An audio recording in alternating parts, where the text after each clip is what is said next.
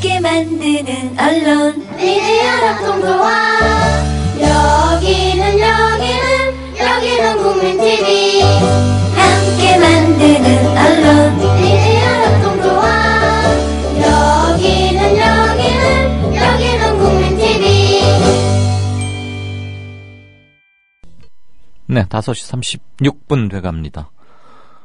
게시판 잠깐 보고 인터뷰 넘어갈 건데요. 토토하하님, 5시 17분에 늦은 출석입니다. 산책 나갔다 왔는데 낙엽에 물이 제대로 들었네요. 와, 이 짧은 글 하나에 눈가가 좀 촉촉해지려고 그러고 기분이 묘해집니다. 좀 우울해지기도 하고, 술을 한잔 해야 될 것 같기도 하고. 낙엽에 물이 제대로 들었네요. 오늘의 댓글로 모시고자 합니다. 가을을 제대로 담아주신 것 같습니다. 러브투님, 이제는 팟빵에서 독립해야 할 시기다. 시스템 담당 직원 좀 뽑으셔서 앞으로 시스템을 어떻게 가져가야 할지 로드맵 내놓아야 한다. 웹 기획 및 관리자 한 사람, 웹 디자이너 한 사람, 웹 프로그래머 한 사람, 최소 3사람을 무엇보다도 우선해서 좀 뽑아주십시오. 이사진 및 경영진 님들, 이러셨는데요. 저도 그냥 이사진에 들어가니까 말씀을 드리겠습니다. 일반 청취자분들께서는 무슨 얘기인가 하실 수 있지만, 저는 근원적으로 해결하기 위해서 FM 진출을 좀 요모조모 알아봤었습니다. 우선 당장 공중파, 지상파식 FM까지는 넘어야 할 산이 굉장히 많고, 그 전에 우리가 기존 제도 언론권으로 편입하는 거거든요. 방송윤리위원회 심의도 당연히 받아야 하는 거고요. 그렇지만 FM 채널을 얻게 되면은 누릴 수 있는, 또는 커지는 힘, 이건 두말할 필요 없이 크고요.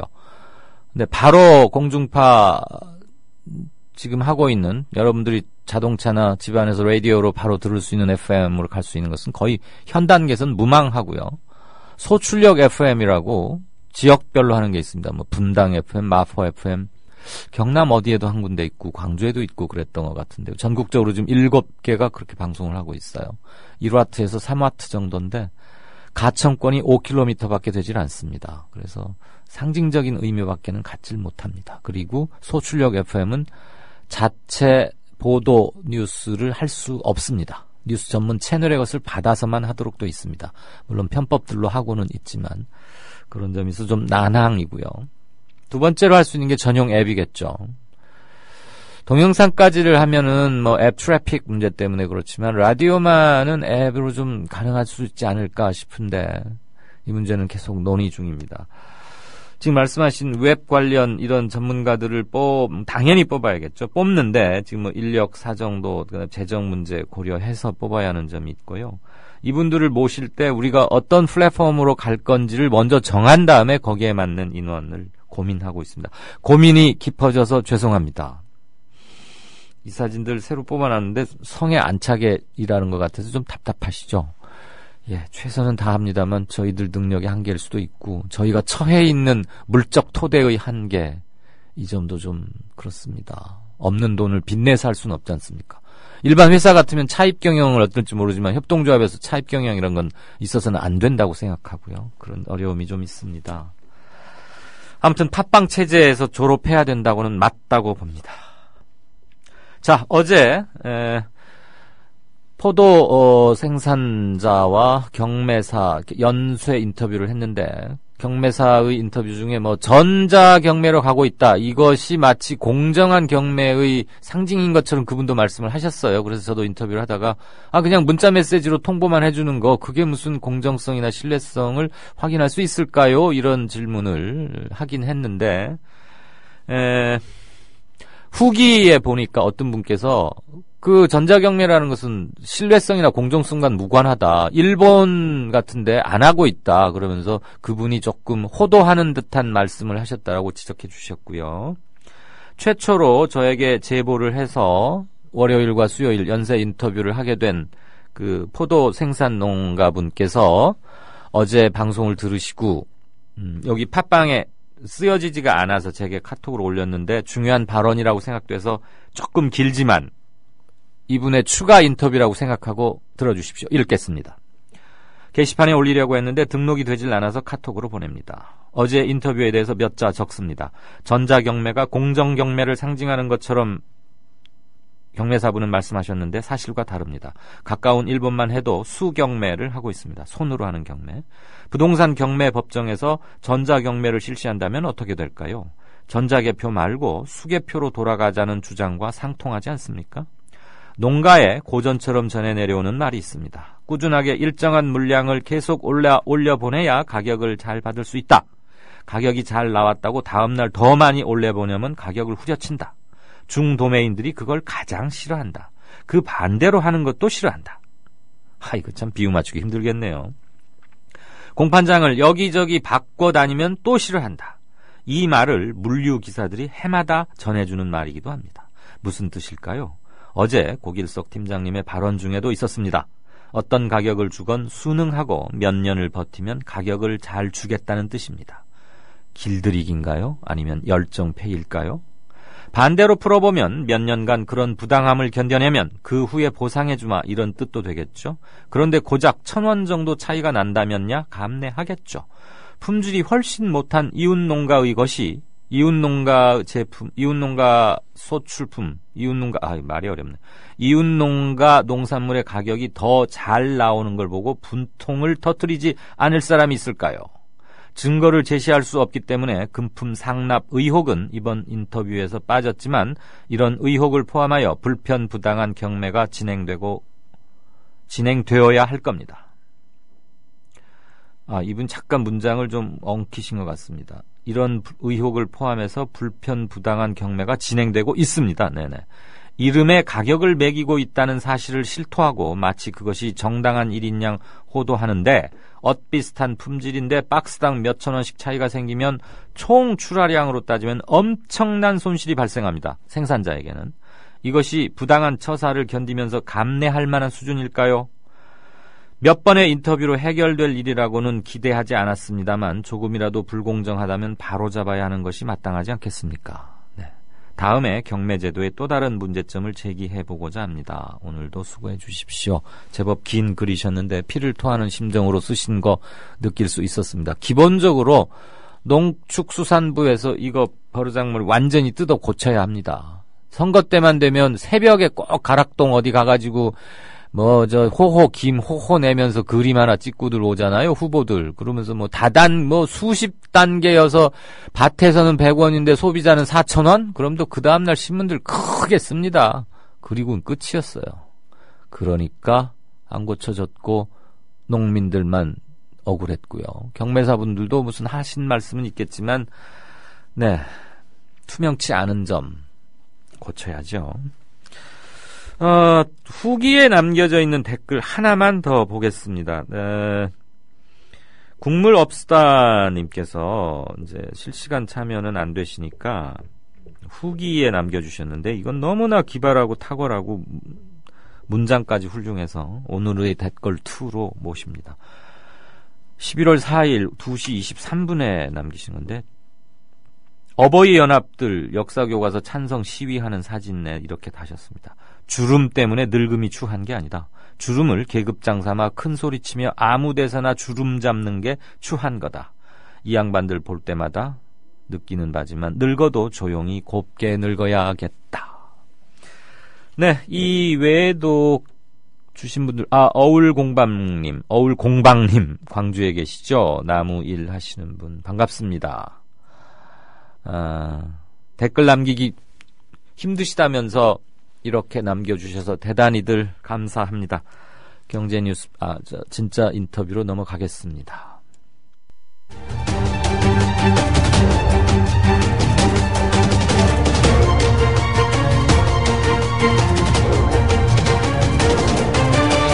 이강윤의 오늘, 이제는 진짜 인터뷰입니다. 네, 메르스 때도 아주 깔끔한 정리 솜씨와 의학 상식을 쉽게 풀어주셔서 많은 궁금증을 해결하는 데 도움을 주셨던 분이죠. 청취자분들 기억하시는 분들 계실 겁니다. 노환규 전 의사협회 회장님 연결했습니다. 안녕하십니까? 네, 안녕하십니까. 목소리는 여전히 카랑카랑하시군요. 네. WHO라 그러면 우리가 껍벅 죽어야 하는, 그리고 공신력을 인정하는 몇 되지 않은 국제기구잖아요. 네, 그렇습니다. 우리 한국분께서 거기 사무국장 맡으셨고, 물론 아까운 네. 일로 서거하시긴 하셨지만, 거기에서 뭐 햄, 소세지, 그 다음에 붉은 살코기 이런 것들, 제초제, 담배 등과 함께 1급 발암물질이라 그래가지고, 아휴, 그 어휘부터가 깜짝 놀랐는데, 며칠 있다가 자기들이 또 스르르 꼬리를 내리더라고요. 너무 많이 먹지는 말자라는 거다, 이런 얘기인데. 네. 의사로서, 그리고 이 분야의 뭐 방계 전문가라고 하실 수 있는데, WHO의 1급 발암물질, 이거 위험성을 과장한 겁니까? 저는 전혀 그렇게 생각하지 않습니다. 이번 발표는 적절했고, 네. 오히려 좀 늦었다고 개인적으로 생각을 합니다. 아, 그래요? 네. 그렇게 주장하시는 근거는요? 네. 이제, 이번에 뭐 WHO에서 이제 상세하게 설명을, 했지만, 예. 예를 들어서 가공육과 적색육이 이제, 전체, 인류의 건강을 얼만큼, 해가 되는가. 예를 들면, 이제 담배하고 비교를 해서, 예. 그런 어떤 정량적인 평가를 하는 그런 목적이 아니고, 예. 지금 이 가공육 그리고 적색육과 암 발생과의 인과관계가 얼만큼 있는가, 그것에 대한 보고를 이제 낸 것이고요. 예. 그래서 그것이 이제 분명하게 밝혀진 그래서 이것은 확실하다, 거의 확실하다라고 할 때 이제 저희가 그 1급 이제 분류를 하고, 그리고 이제 그 그룹 1이죠. 그리고 아마도 관련있다라고 할 때 이제 2군 분류를 하는데, 그에 따라서 이번에 이제 분류를 한 것이고, 예. 이것은 그동안 여러 차례 이제 많은 의학 그 연구를 통해서 밝혀진 것들을 이제 공식적으로 확인했다는 그런 의미가 있다고 생각을 합니다. 네. 혹시요, 네. WHO 발표가 나오던 날 미국 컨슈머 리포터인가에서 미국에서 팔리고 있는 모든 소세지나 육가공 식품을 조사를 해봤더니 심지어 네. 사람 인체 DNA도 나오고 뭐 표시, 그레디언트, 표시된 것과 실제가 많이 달랐고 위생 상태가 엉망이었다. 그거에 근거해서 WHO가 한 거기 때문에 미국에서 팔리고 있는 소세지나 햄 이런 것들에 좀 더 포커스가 맞춰져 있는 건 아니었습니까? 이제 유럽에서 그렇게 좀 반발을 많이 했고요. 네. 또 이제 그런 특히나 그 육가공 제품들이 이제 유럽에서 많이 생산이 되기 때문에 유럽에서 이제 강력하게 반발을 했던 것으로 생각이 드는데. 미국 시장에서 팔리고 있는 육가공 식품들 대부분은 유럽에서 이렇게 수입해다가. 아니요. 그런 뜻이 아니라 예. 이제 지금 육가공 식품들이 유럽에서 많이 지금 종류도 많이 뭐 그 중소기업들도 많고 예. 이제 다양한 제품들이 많이 나오고 있고 하기 때문에 또 이제 국민들이 즐겨 먹는 식품이고, 그래서 이제 더 크게 유럽 쪽에서 반발을 했던 것 같은데, 네. 그런 어떤 첨가물이나 그런 것에 의한다기보다 WHO 발표에 따르면 이 적색육을 이제 가공하는 과정에서, 그러니까 적색육을 우리가 열 처리를 해서 뭐 이제 구워서 먹지 않습니까, 대부분? 그렇죠. 그 열 처리를 할 때 또 이제 가공육이라는 것이 이제 대부분 그 열 처리를 해서 가공을 하기 때문에 예. 그때 여러 가지 다양한 이제 그 발암 물질로 확인된 것들이 나온다라는 것을 이제 확인한 것이기 때문에, 그것이 어떤 뭐 오염이나 또는 여러 가지 첨가물로 인한 그런 발암의 위험성을 높인다는 것과는 무관한 것으로 생각합니다. 그 논점의 가르마가 좀 타지는 것 같아요. 열을 가했을 때 붉은색 살코기가 일어나는 변화, 이거에 지금 주의하자 이 말씀이신 거죠? 네, 저도 이제 이 화학적인 건 자세히는 모르지만, 예. 이거 이제 열을 가하면 나이트로소 컴파운드, 폴리사이클 아로마틱, 하이드로카본 이런 이제 발암 물질들이 나온다고 하는 거죠. 네. 그래서 그것이 이제 대장, 직장암의 발생률을 높인다. 그런 인과관계가 이제 가공육 같은 경우에는 굉장히 높기 때문에 1군으로 분류를 했고, 그리고 적색육은 그보다는 떨어지지만 상당한 관련성이 있다라고 이제 인정이 되기 때문에 이 A군으로 이제 알겠습니다. 된 거죠. 네. 1군과 2군으로 분류됐던 건 그런 연유인 거고, 대개 고기는 구워 먹거나 아니면 삶아 먹거나 이 둘 중에 하나 아닙니까? 네. 날로 먹는 일은 거의 없을 거고. 네네. 근데 한국 사람들 물론 이제 수육이라는 문화도 있지만 네. 뭐 대부분의 음식점에 가면 이렇게 구워서 먹어요. 직화를 네, 하건 뭐 그렇습니다. 중탕을 하건. 그런데 어쨌거나 그 불로 가열시켜서 익히는 과정에서는 조금 안 좋은 게 있으니 그러면 그냥 옛날 어머니 할머니들이 해주시던 그 수육 이런 게 차라리 덜 나쁘다 이건가요? 안 그래도 이제 WHO에서 이거 발표하면서 또 Q&A를 만들었는데 네. 그러면 뭐 날로 먹거나 다른 방법으로 하면은 좀 더 안전하냐? 거기에 대해서 이제 WHO는 거기에 대해서는 충분히 연구가 안 돼 있다 그렇게 답하고 있습니다. 그러니까 그렇게 추정은 할 수 있지만 뭐 확실하다고 말씀드리기는 어려운 상황인 거죠. WHO 조사팀들은 수육 문화가 외국에는 잘 없어서 그걸 서베이를 그렇죠? 못했을까요? 아마도 그럴 걸로 생각이 듭니다. 네. 대한의사협회에서도 우리 국민의 가공육 섭취 수준은 그렇게 우려할 정도는 아니다라고 발표했어요. 지금 우리 노 의장님, 노 전 의협회장님과는 조금 뉘앙스가 다르게 들리는데 어떻게 평가하십니까? 저는 의사협회 그 발표는 제가 전직 의사협회장이지만 대단히 부적절하다고 생각이 듭니다.